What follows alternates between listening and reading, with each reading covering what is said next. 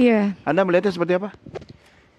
Saya tidak cukup punya kecakapan untuk mengomentari situasi yang kahenya, Ya. tapi saya ingin mengomentari tadi ketika Abang mengatakan realitasnya justru Mattel atau bahkan mungkin petir seolah menjadi TO, menjadi target operasi. Tidak hanya oleh otoritas penegakan hukum, tapi juga oleh masyarakat luas. Itu yang saya risaukan. Kenapa saya bertanya realitasnya Polda Metro Faktanya Jaya ini memang misalnya begitu. memposisikan Mattel ini sebagai mitra untuk menjaga Jakarta atau justru target operasi yang dianggap merisaukan Jakarta. Nah, sebetulnya saya sudah punya ramalan tentang kira-kira jawabannya akan seperti apa atas pertanyaan saya itu. Kenapa?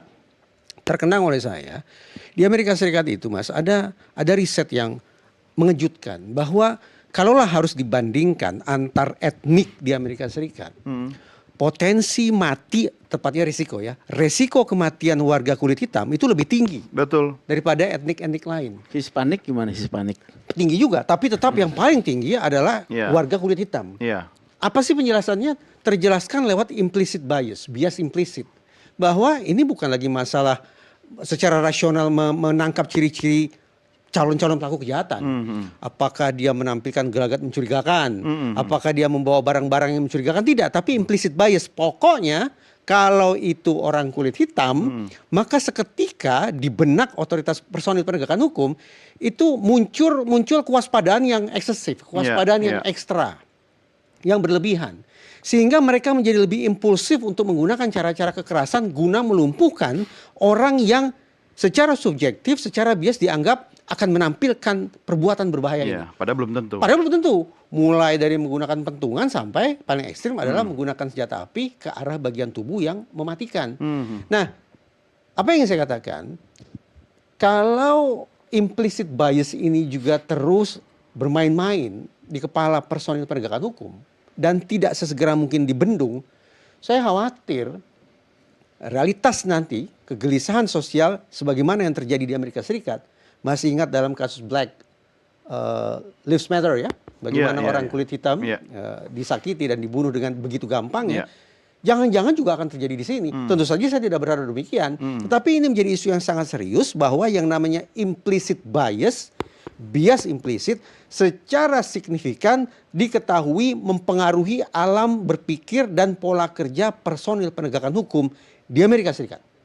Jangan sampai bias serupa bermain-main di kepala personil penegakan hukum kita di sini. Anda mengatakan itu sebenarnya sudah ada kecurigaan bahwa itu terjadi di aparat penegak hukum kita. Tadi saya katakan, ketika saya mengajukan pertanyaan, sesungguhnya saya sudah punya ramalan nih. Kira-kira jawabannya seperti apa? Ternyata benar. Kenyataannya di lapangan begitu. Bang Reja, saya meluruskan ada satu statementnya Bang Reja. Yang saya maksud target baik dari penegak hukum ataupun masyarakat itu adalah Mattel atau umumnya debt collector, bukan petirnya. Kami petir ini dengan Polri bersinergi. 2 hari sebelum terjadinya peristiwa ini, kami masih diundang ke Polda Metro oleh Dir Intelkam supaya sama-sama itu yang tadi slogan Jaga Jakarta itu. Slogan itu ya kami diundang. Jadi setiap kali ada momen-momen seperti itu pasti kami diundang. Jadi kembali saya luruskan bahwa petirnya tidak, tetapi yang menjadi target operasi adalah Mattel atau secara umum debt collector karena dianggap profesi yang memaksakan kehendak. Sudah ada aturan yang mengatur bahwa eksekusi jaminan fidusia itu harus berdasarkan penetapan pengadilan, tetapi pada prakteknya itu sulit dipenuhi sehingga mau tidak mau dengan cara-cara yang seperti yang sering terjadi akhirnya menjadi polemik dan ditolak oleh masyarakat pada umumnya. Mattel itu sendiri, lagi-lagi pertanyaan serupa. Mattel itu sebuah badan usaha yang punya registrasi hukum atau bagaimana, Bang? Itu sosiologis.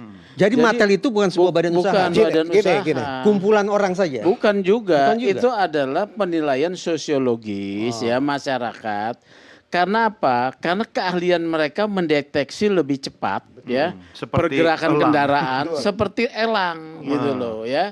Mereka punya aplikasi yang bisa mendeteksi ini motor ini masuk di dalam data yang sudah menunggak lama. Dan dia cepat gitu. Nah, ini terlatih, makanya disebut mata elang. Bukan sebagai kelompok, bukan sebagai Badan badan hukum. usaha, ya, bukan sebagai bentuk pekerjaan, tapi istilah sosiologis. Yang disebut pekerjaan itu debt collector. Debt collector, Gitu. Tapi debt iya. collector itu tidak punya penilaian positif negatif ya, karena Iya. debt collector adalah penagih hutang. Iya. Itu satu pekerjaan yang Kalau debt sah. collector kan menginduk ke organisasi juga kan? Iya, tadi kan saya bilang, makanya begini, saya mau lebih mendetailkan ya. Pekerjaan debt collector itu tidak boleh polisi kemudian pernyataannya Pak Reza bias implisit. Tidak boleh nih polisi punya bias implisit terhadap pekerjaan debt collector ya. Polisi harus bekerja untuk meniadakan yang namanya kejahatan. Walaupun dalam ilmu kriminologi potensi kejahatan ada pada satu kelompok-kelompok tertentu ada, tetapi tidak boleh kemudian ini prasangka yang dikembangkan ya. Kalau tadi betul Matel ditangkapin, saya nggak percaya. Ya, Konyong-konyong ditusuk katanya tadi itu. nah itu kan masyarakat, ya kan, jangan dibilang salahkan ke polisi. Konyong-konyong Tangkap dijemput, ada, ditarik. Oke. mungkin ada, karena dia adalah target pelaku kejahatan mungkin dikaitkan dengan satu tindakan sebelumnya, ya. Jadi polisi harus bekerja, makanya ketika ditangkap, ya, yang ini berhak apa? Makanya petir harus punya divisi hukum, ya.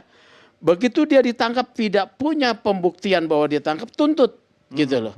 Karena saya kan juga keliling Jakarta, bertemu dengan kelompok-kelompok Matel nggak ditangkap di pinggir-pinggir jalan, ya. Yang ditangkap itu adalah polisi telah mendeteksi adanya perbuatan tindak pidana sebelumnya, gitu ya. Ini harus dijelaskan nih. Oke? Nah, kemudian saya detailkan lagi. Nah, kalau kenapa kemudian Matel bekerja? Ini kendaraan bukan di tangan debitur lagi. Karena berdasarkan peraturan OJK, penagihan, pengambilan barang atau termasuk penagihan recovery itu harus di rumah atau di kantor. Itu sudah nggak ada barangnya. Yang ada kemudian di jalan dan di pihak ketiga. Iya. Bukan debitur utamanya ya, sudah orang debiturnya lain. juga nakal. Debitur harusnya dipidana. Mengapa perusahaan-perusahaan jasa keuangan tidak mau melakukan pendekatan hukum? Biayanya mahal. Ya, kalau dia lapor polisi, belum tentu dia selesai 1 tahun untuk satu kendaraan. Ini kan problem. Iya. Kalau dia mau eksekusi lewat pengadilan berdasarkan putusan putusan pengadilan, perkaranya berlarut-larut. Ya. Tidak bisa dalam bentuk parate eksekusi. Putusan MK ini menjadi problematik di tengah bisnis jasa keuangan, ya. Ya. Di tengah bisnis jasa keuangan. Ya. Jadi ini menjadi tameng bagi debitur-debitur nakal untuk kemudian melawan perusahaan pembiayaan. Untuk menghindar dari tanggung jawab ya. Tanggung jawab. Iya. Ini adalah praktek buruk. Kebetulan saja petir anggotanya banyak Iya, profesinya Matel makanya begitu saya kan? minta Matel atau polisi- debt collector? Debt Matel collector ini- sebetulnya. Debt collector tadi kan? yang Sosiologis. disampaikan Bang Sugeng, ini kelebihan orang itu. Kelebihan orang ini mendeteksi Kendaraan. motor-motor atau kendaraannya menunggak ini dalam kecepatan yang tinggi pun Iya, bisa kan dideteksi. sambil bergerak itu kan, Iya, sambil jalan. makanya disebut Dia debt collector. Cuma- Matel, tapi sebenarnya debt collector karena collector. fungsinya juga menagih juga Menagih. atau menarik kembali jaminan fidusia. Iya, iya, Jadi iya. sebenarnya itu kelebihan sehingga disebut mata elang karena Iya, matanya iya. setajam elang. Iya, iya. Dengan kecepatan Ada kendaraan nggak? itu deh. Ada nggak simbiosis mutualisme saling menguntungkan antara debt collector yang dibina atau anggota Anda yang berprofesi sebagai Matel dengan polisi-polisi atau kepolisian ya sebagai institusi, kalaupun tadi istilahnya adalah Anda mitra kerja untuk jaga Jakarta gitu kan, tapi di balik layar mungkin ada main-main begitu menyangkut, Pengki-pengki lagi. ya begitulah maksudnya. Maksudnya gimana? Ya saya nggak tahu apakah ada saling membagi keuntungan antara Matel kemudian dengan oknum Koordinasi polisi gitu. bisa. Kalau koordinasi kalau ya, itu saya no comment lah. Nggak, maksudnya pengalaman di lapangan membantu anggota Anda itu, mereka mungkin saja niatnya baik, tapi kena dalam kondisi tertentu, tekanan atau apa, ada nggak? sejauh ini sih saya belum menemukan seperti itu. Nanti kita berbicara terlalu keluar, dianggapnya bahwa kita menyebarkan sesuatu yang tidak benar. Nah, jadi kalau untuk ada sinergi antara Matel dengan kepolisian, Ya, oknum Matel sama oknum polisi lah ya. ya, Secara institusi petir tidak ada.